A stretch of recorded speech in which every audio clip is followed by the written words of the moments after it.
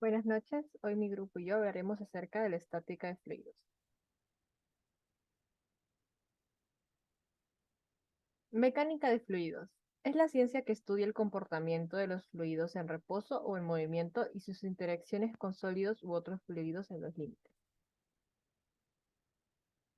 Fases de la materia. Los estados de la materia pueden clasificarse en tres tipos principales: sólido, líquido y gaseoso.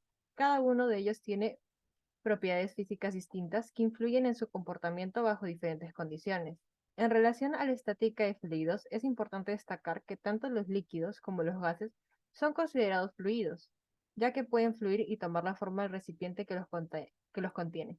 Los sólidos, por otro lado, tienen una forma y volumen definidos y no pueden fluir. El fluido.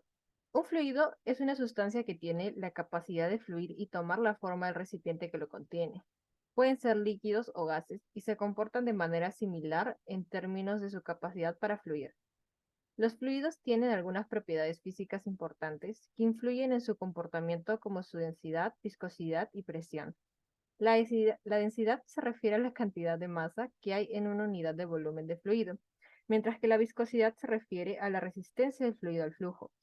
La presión se define como la fuerza por unidad de área que se ejerce sobre una superficie y se relaciona con la altura de la columna de fluido sobre la superficie.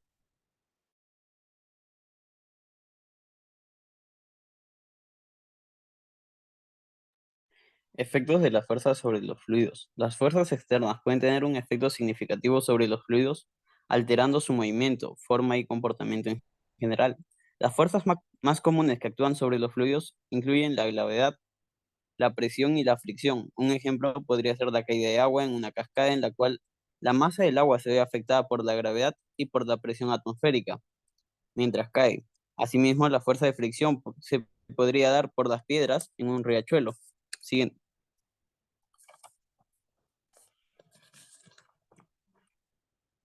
La presión atmosférica es la fuerza que ejerce la atmósfera terrestre por unidad de superficie sobre la superficie de tierra y todos los objetos que se encuentran en ella. Esta presión se debe al peso de la columna de aire que se encuentra encima de la superficie terrestre y se puede medir en unidades de presión como pascales o milímetro de mercurio. La presión atmosférica es menor a mayor altitud sobre el nivel del mar. Siguiente. Bien, el principio de Pascal nos cuenta cómo la presión ejercida sobre un fluido contenido en un recipiente indeformable se transmite con igual intensidad en todos sus puntos, ¿no? Por ejemplo, en el dibujo que tenemos acá, que es la representación de una prensa hidráulica, podemos ver cómo es un fluido contenido con dos orificios de salida. Vamos a aplicar una fuerza en uno de estos orificios y esta va a ejercer una presión que va a ser igual. Por ejemplo, la presión 1 va a ser igual a la presión 2, ya que el principio de Pascal nos dice que esta presión es constante, ¿no? Entonces, si conocemos el peso del carro, vamos a saber, mediante igualdad de presiones, ¿no? Vamos a saber cuánta fuerza necesitamos para levantar este carro, sabiendo el peso del carro. Bien, el principio de Arquímedes nos cuenta de que todo cuerpo sumergido en un fluido estático experimenta un empuje vertical hacia arriba igual al peso del fluido que desaloja, ¿no? Por ejemplo, en la primera imagen podemos observar cómo una pesa de 5 kilogramos va a entrar en un fluido y al momento de entrar, este desplaza 2 kilogramos de este fluido, el cual va a pesar igual a la fuerza de empuje que va a ejercer este fluido sobre esta pesa, ¿no? Esta fuerza de empuje va a ser calculado por la densidad del fluido, por la gravedad, por el volumen sumergido del cuerpo. Presión en un fluido en reposo. La presión en un fluido en reposo va aumentando conforme más te adentres en él, ya que se está cargando con la presión atmosférica que se encuentra en la superficie más la presión que ejerce la masa del fluido.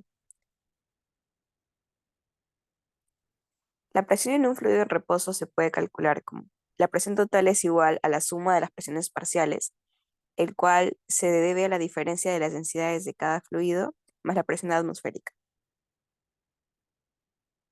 Muchas gracias.